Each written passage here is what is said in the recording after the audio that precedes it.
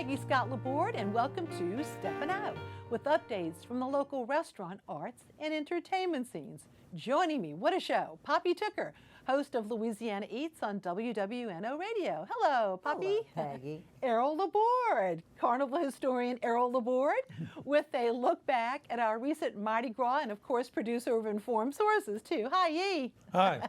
And my husband. Oh, yes, okay.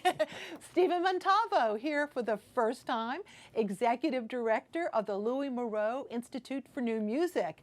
Thank you for having me. We're very excited, new music performance that is, with a concert this Sunday. Congratulations, Stephen. Hello. Hey, also thank you for having with me. us, you bet. Also with us, Alan Smason, editor of the Crescent City Jewish News and theatercriticism.com. Hey, Alan. Hey, Peg. Plus, later, we will hear from Walter Isaacson, co-chair of this weekend's New Orleans Book Festival at Tulane. And speaking of Book Festival, Poppy, you will be there. That's exactly what I want to talk about, that inaugural book festival that started today and it's happening all weekend long. But tomorrow is the day to go for all of you hungry cookbook lovers. At noon in the Hyatt Regency Festival tent on the Berger family lawn at Tulane, we're having a cooking symposium, and everybody who's anybody with a cookbook will be there. Chef Meg Bickford will be representing Commanders, and she'll be cooking for Molly Kimball out of Molly's Eat Fit NOLA book. Justin DeVilliers will be there from Le Petit Grocery and Justine. Elon Shaya from Saba. Dookie Chase IV will be there with his grandmother's book, and Mosquito Supper Club's Melissa Martin will be there too. So there's a 45-minute panel, and then you get to have the greatest free lunch in New Orleans tomorrow. There's a big tasting event that follows featuring all the participants, and stick around because then I'll be interviewing Marissa Gerson at 1:30 with her Forget Prayers, Bring Cake book, and then we'll be all doing a book signing too. So big day tomorrow at Tulane. Absolutely. Thank you so much. And moving over to Alan. Le Petit's got something brand new. Well, I don't know that many of the people who are going to be attending the Le Petit show of The House That Will Not Stand will actually know about the system of placage that was a byproduct, if you will, of the Creole society. White European men actually had women of color who were their paid mistresses. And this historical anomaly was used by playwright Marcus Gardley for the backdrop of his The House That Will Not Stand, based on the last work of Federico Garcia Lorca. Troy Bechet leads a powerful cast of black actresses who tell the story of Beatrice Albin, whose life of leisure in her mansion is challenged when her lover dies suddenly and cast doubt on whether she and her daughters can maintain their lifestyles. Tamika Bob plays Makita, a house slave who's used by Gardley to bring up the fact that free people of color did indeed own slaves too. Makita possesses a quick wit and some intuition as a voodoo priestess of sorts, but she's been promised her freedom by Beatrice when she inherits her home, but now all of that is a big question. Jero Hamilton, Grace Gibson, and Alexis Selman also play her daughters, Odette, Agnes, and Maud Lynn, all prevented from entering into this similar union that her mother had as placés, who are intent on making sure, that they're not selling their bodies, if you will, to eager white men. The sexual repressing and the forced mourning that goes on, dictated by Beatrice, is challenged by her crazy sister, Marie Josephine, played by Loretta Marie, and her nemesis, La Veuve, played by Tommy Myrick. It's directed by Abigail Jean-Baptiste, who is Broadway's Jagged Little Pill's assistant director. The House That Will Not Stand is a riveting work which works well to tell the story of a long-forgotten system and the pressures which free women of color endured to fit into the changing society of America. The House That Will Not Stand, of course, is a reference to Lincoln's famous phrase and quote about a house divided. Again, it plays until March the 20th. Meanwhile, 3 new musicals are opening, Peggy, and you should know they're going to be on for the next 2 or 3 weeks, most of them for the next 3 weeks. The first one, of course, is Shrek at JPAS at the Jefferson Performing Arts Center. Here you see Enrico Canella as the ogre Shrek, Josiah Rogers as Donkey, and Micah Richaron Dessonier as Princess Fiona. Then over at Rivertown, Ricky Graham is reprising his role as the man in the chair in The Drowsy Chaperone, a love letter to the flashy musicals of the past, playing opposite Christy Bowen there. And then opening tomorrow night on the North Shore is Andrew Lloyd Webber and Tim Rice's very first work, Joseph and the Amazing Technicolor Dreamcoat. You'll see that at the Cutting Edge Theater on Robert Boulevard in Slidell. And, there are 3 musicals, and then for those of you who want to see more or less a straight farce, a comedy, opening and running now in the 30 by 90 Theater in Mandeville is the British farce Noises Off. So check it out. Theater is back, Peggy. Absolutely. And even though Mardi Gras was about 2 weeks ago, we have not been on in 2 weeks. So I felt it was very important for Errol to give, very traditional here, you know, to give his annual Carnival overview. And of course, with an emphasis because of the 150th anniversary on Rex. So we're going to go through this pretty fasty, but I had to brag on you. Lundi Gras, at Lundi Gras, of course, you were acknowledged for your founding of Lundi Gras 35 years ago. So we have a photo, and thanks to Justin Winston for that wonderful photo. But it was another real success, and congrats on that. And then the next day, the Royal Run. Once again, thank you, Justin, and that is the Monarch, James Reese, and with Boatner Riley's son Beau in the background, who Boatner and his son really helped create, and there's our queen, Miss White, helped really create the Royal Run 40 years ago, which is amazing. And then, we're going to show a little bit of the Rex Parade. Tell us your thoughts about that. Oh, yes, and here we go. We've got the Carnival in the Quarter with Pete Fountain, and that tradition continues, and then some sort of general, here we go, I love that, of some wonderful maskers, and thanks to Judy Bottoni. But it was quite an anniversary, wasn't it, for Rex, isn't it? It was, and also for the Royal Run, its 40th anniversary. Amazingly, all 40 of those years, the Queen has always been declared the winner. Every time, it's always worked out. Even sometimes people that finish the line before her, the Queen has always been the winner. Yeah, this was Rex's 150th anniversary. There are some special things. This is the riderless float, and that was not because of a lack of riders. They had a waiting list of riders, but it was an old tradition. This is another great old tradition, having the walking head type figures. And I'm so glad that they brought those back. The parade itself was a beautiful parade, and it really just depicted different scenes from Rex past, the different parade themes that they did, and different people who were part of the creative side of the Rex parade. Yes, and I know you also wanted to talk about how the innovation of the bulletins, everything old is new again. Rex has been doing bulletins and offering them for sale, but also now the New Orleans Advocate, Time-Speaking New Orleans Advocate, has that too. And what do you think the impact of that is? I think it's enormous. Show I think it's enormous. I realized it this year. First, I want to acknowledge John Georges and the Advocate for doing this, and I think. Hold it up. Yeah. Okay. You all see this in your paper. And I think this is becoming important because people can now look and see what the parades are about. And there are some parades that what they're about doesn't make any difference. But there are other parades that really try to say something, do a lot of creative work. The Chaos Parade this year, for example, which is about satire, hit a new height in satire this year. And by put it down a little bit so we can see you. Yeah, okay. and by seeing these, to be able to look before you go to the parade or after the parade to go back and say, what was that all about? I think that this makes people more interested in the floats and the titles, and hope it encourages the captains and the float designers to know that people are able to follow it. So I think that's really a good thing. And basically, though, we were very blessed. I mean, there were some incidents, but for the most part, we were blessed with a really pretty good carnival this year. We had good weather. The only, I think you'd call maybe internal controversy was the crew of Knicks, which had a terrible year last year and whose riding population dwindled to about 240 from 3,000. Which way it's going to go, I don't know. There were 3 parades that had groups made up of former Knicks people. And I think at least one of them wouldn't mind, like, if Knicks would go away, to become a crew of their own. Or maybe Knicks can rebuild. But that was just the one big controversy. But look, to have only one major controversy like that, I think was good. And then I guess the political or the governmental controversy was the shortening of the parade routes. For some it worked okay. Some had problems. No one knows which way that's going to go. But that's going to be a big point of discussion. And it's better for the parades to be their full length because you can spread the people out and you can go into neighborhoods. And so I hope that's one that can be dealt with successfully by next year. And of course, once again, Zulu was a big hit. And I wish I could clone myself because of the ball broadcast, we're so busy. But I'd love to be in Treme with the Skull and Bone Gang, too. Yeah. Zulu is a good example because everybody had to lose something.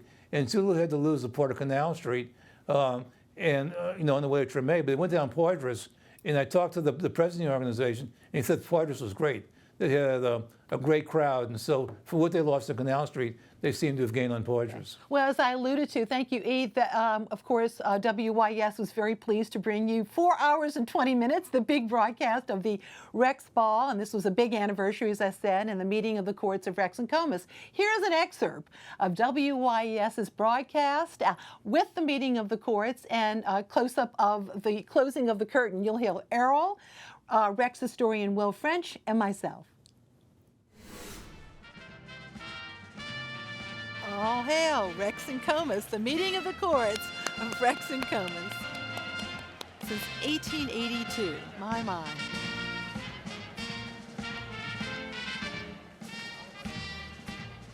And Errol, as you said, who is in control right now? It'll soon be the Comus captain. It is the Comus captain, isn't it? Yes.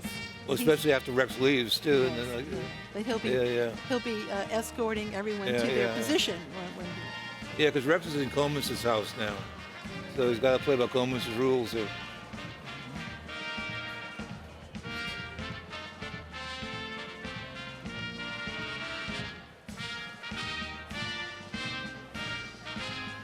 And there's a story at the 1882 when they met. Like I said, Rex had a queen, Comus didn't. And when they were leaving, Comus grabbed the hand of the Rex queen, who presumably they knew each other, and escorted her to sit on the throne with him. And that began the tradition of Comus and the Rex queen sitting together, which is Going, gone. Carnival 2022 is in the books. In the books. And MKC, the emblem. As far as we know, unless something happened in the last few hours, we made it. We had a very successful carnival. And once again, thanks, E. There is a DVD that will be available. You can go to WYES.org. And special thanks to our incredible team here at WYES, Jim Moriarty, George Matulik, and the list is long. But thank you all so much. And Calvin and Fred, I mean, really, just about everybody's life is touched by working on that show. Peg, let me add, you left out one person, that's you. You did a lot of work on thanks. putting those balls together. Appreciate that, E. And then now let's move over to Steve. Stephen, you're making your debut. 8 years of the Louis Moreau Institute for New Music. Tell us about this organization. Well, the Louis Moreau Institute is an organization that assembles contemporary performers that are emerging in their fields from across the nation, and brings them to New Orleans for a week-long festival every spring. And so we bring these musicians into town. We have a couple of events. We had a meet and greet with Institute artists at the Brew Brewing Company. We had our first concert of the festival last night, and we are going to have our second and final concert of the festival on Sunday at 2:30 p.m. in the Annunciation Church. Well, before we go any further, let us see, the New Orleans standard, Iko Iko, performed by many of the students.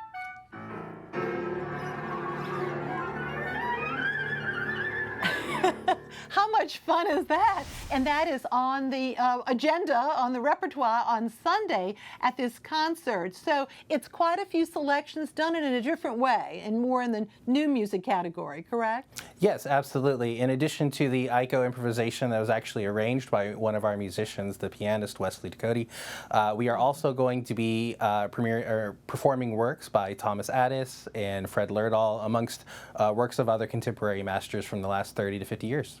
Now, we should point out you are the executive director, but the artistic director has quite a connection with New Orleans, but internationally for his wonderful expertise. Yes, Morris Rosenzweig is our artistic director. He is originally from New Orleans and left to have a, I think, very profound career. He was professor emeritus at the University of Utah for many years, and we are glad that he is back in New Orleans and in his retirement has decided to bring a festival of this caliber to audiences here in the Crescent City. Great. So one more time, Sunday at Annunciation. Now, this was a former Catholic church that is now being used as a new performance space, huh? Yes, absolutely. It's recently renovated, and we're very excited to be in there. Very happy to be presenting music in this venue. And we should point out that's very near St. Roch Market, right behind there on Moreau Street, correct? Right at the intersection of Moreau and Manville. Yeah, you have a really good website, too, so everybody check it out. Thank you, Stephen. And now we're going to move back over to Poppy. Oh, Peggy, we've had this under wraps for almost 2 years now, but I'm so thrilled to tell everybody about a new venue called Vue Orleans. It's at the foot of Canal, right next to the Four Seasons Hotel. And every important New Orleans character, past and present, come to life there at Vue Orleans. And we've got a clip. I want to introduce you here to Leidenheimer Bakery's founder, George Leidenheimer. He's going to be coming to us straight from the late 19th century. And when we see George Leidenheimer, he's part of, when you walk in, he's part of the very first cadre that you see there. And this... Let's take a look. Yeah. Mm-hmm. I am George Leidenheimer. By the time I arrived in New Orleans, German culture was thriving. When I set up my own bakery in 1896, I thought everyone would go wild for a hearty German bread. But as it turned out, German beer, very popular. German bread, not so much. It was too heavy and thick. Everyone in the city wanted a lighter, fluffier French bread. I am a baker, but I am also a businessman. In no time, I was making the best French bread in the city. Crispy on the outside, soft, fluffy on the inside. More than a century later, my family still owns Leidenheimer Baking Company. Oh my goodness, right. it's so Isn't that exciting. fun? I can't wait to hear what the Wands have to say about that. So there's history, music, all of our culture bearers, and of course, food. So here's a taste. Hi, Bananas Foster? Guess what? Poppy had just started one just for you. Poppy, tell them about this wonderful dish. Well, we got it all cooking here for you. The butter, the brown sugar, and this is a dish that was invented at Brennan's restaurant. The founder, Owen, sent his sister Ella into the kitchen to come up with a special dessert for a dinner that night they were giving for Richard Foster. Well, she thought about a dish their mother used to make for them for breakfast all the time. And with all the bananas in the kitchen, because they're coming in at the port here. Gang, that Mississippi River, that port is fantastic, and that's where we get all those bananas. So Ella put the dish together, and that night they brought it out to the table, and just like they still do it today, they added a little liquor, and first we're gonna start off with the banana liqueur, and it goes in and makes everything beautiful. This is one of those great tableside dishes we have here in New Orleans. Because here comes the exciting part, the flambé. And so now we add the rum, and watch this. Woo! Mayataya, ya ya ya, ba-ta-ta-ta-ta. Okay. Who would have thought cinnamon? Cinnamon adds a wonderful flavor, plus it sparks. Absolutely. And now, here we go. Here's your bananas, Foster, darling. Are you ready? I think next time we ought to give them 2 scoops, Kevin. What do you think? I think so. Here's your bananas, Foster. All right? Don't eat it all at once. Take your time and enjoy it. Hopefully they'll take their time. You know, I had a friend who used to eat his bananas first with a straw. All right, what Poppy, fun. He didn't even eat the so bananas. He these just- are the dates and times, huh? Well, you sit at a Camellia Grill type counter and you order 1 of 10 iconic eats and drinks. How Kevin fun. and I tell you all about it. There's a film narrated by Irma Thomas, and then you take an elevator ride to the rooftop, and you get a 360-degree outside view of New Orleans. We've never had this before. Okay. Takes about an hour and a half. It's a great time for Sounds everybody. Great. Thank you so much. Thank and now you. back over to Alan. Well, you know, first off, I want to acknowledge Morris Rosenzweig of Louis Moreau Institute, worked at Smith's Records many, many years ago, got his classical training there. This past week, we had a wonderful opportunity to speak with Dave Hurlburt and many of his choreographers, people who have been trained at the Marigny Opera Ballet, and I put them on the show last week. I want to have a picture that I had of them all together on the show. There's Dave and 3 out of the 4 choreographers who are doing part of a group called New Voices. It's 4 works. They didn't have the other lady who you can see on the left there, Elle. She's going to be taking part in, but wasn't able to take part in our group show. That's at the NOLA Theater Talk Show that we had last week, and we have another show coming up. But don't forget, New Voices is going to be on March the 18th. And again, if you want to check out this coming Monday, we're going to either have the people from the World War II museums, a night with Ella and Billy, or Le Petit's The House That Will Not Stand, people from that group. We're not quite sure yet, but it's going to be a mystery, and somebody's going to show up. We know that. Meanwhile, over at UNO, 2 pieces by Justin Maxwell are being performed. Marie Antoinette's Head, and that's 4 of the young ladies who are taking part in that particular piece.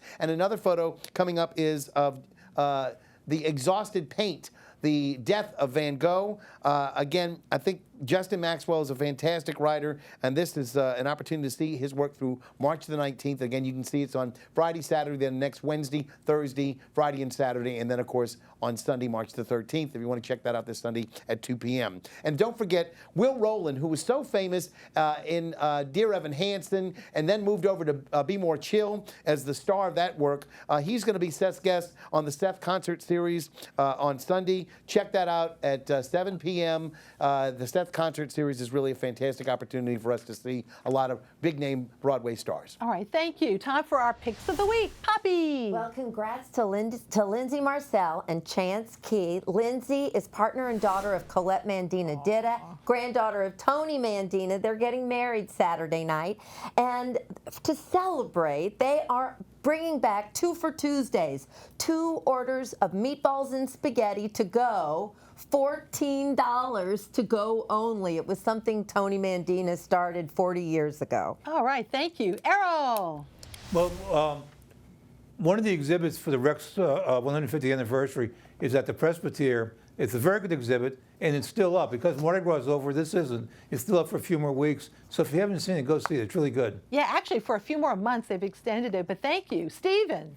Well, the Louis Moreau Institute Festival, we certainly hope to see everyone there. Audiences can find more information at our website, louismoreauinstitute.org. Great. Alan. We're going to hear more about the NOLA project and their participation in the Tennessee Williams New Orleans Literary Festival coming up in the next couple of weeks. But I want to mention they have a fundraiser. It's called the High Seas Soiree, Boil for the Bold. $75 a crawfish boil and silent auction. And it's at the Durbis Mansion on Bayou Road. Check it out. Again, I'll see you all at the theater. Thank you, and time for my picks. But first, here is New Orleans Book Festival at Tulane's co-chair, Walter Isaacson, to tell us all about this weekend's event.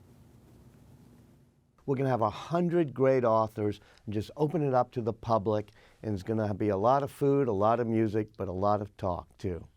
You know, when Cheryl Landrew first started this, it was a kids' day. It was done at the old Ladder Library, then in City Park. And now Saturday, this festival goes on from Thursday night through Saturday. Part of the day Saturday is going to just be open air for kids with free books given away by Scholastic, wonderful characters, as well as, of course, a lot of talks for adults during that day. Some of my friends like John Meacham and Michael Lewis from New Orleans, they're going to be coming down too. And I think those are the greatest nonfiction writers in America today. I'm thrilled with all 100 of them, but those are the ones. Malcolm Gladwell, I'm really looking forward to him. It'll be at the Student Center and at Dixon Auditorium and that big lawn, the Berger family lawn. So it's all in one place, right, on Ferret Street at Tulane University's campus. All right, the New Orleans Book Festival, once again now through March the 12th, bookfest.tulane.edu for more information. On Saturday from 11 a.m. to 4 p.m., another Piety Market and Exile, food, music, vintage, and creative clothing. Check their Facebook page for details. Just a few slots left at the Palm and Pine. That's a Season of Good Taste dinner benefiting WYES. It's Tuesday night. Go to WYES.org. I think there are 5 seats left. Go to WYES.org/events for more information on that. A new season of Jane Austen's Sanditon is coming up on WYES soon. For a sneak preview, a little party of the first episode, join us at WYES on Wednesday at 6:30. And you can also go to WYES.org/events for details on that. And there's some food and drink there. Congratulations to Tony and Ann Stoltz for winning the overnight stay at Comus House Estate and Gardens as part of our Rex Broadcast Carnival Quiz. We've got the names of the other 9 prize winners. That can be found starting Monday at WYES.org. Let me give you the answers to those questions, okay? Which Rex signature float is shaped like a boat? That's the Royal Barge, right? Of course it is, yes. What 2 marches are heard when Rex is in a procession during the ball? Okay, If Ever I Cease to Love and the Grand March from Aida. What does Comus carry during the Comus Ball? His cup! Yay! So once again, Carnival Quiz winners, the names. Go to WYES.org/Mardi Gras starting Monday. You'll see them there. There's a total of 10 prizes.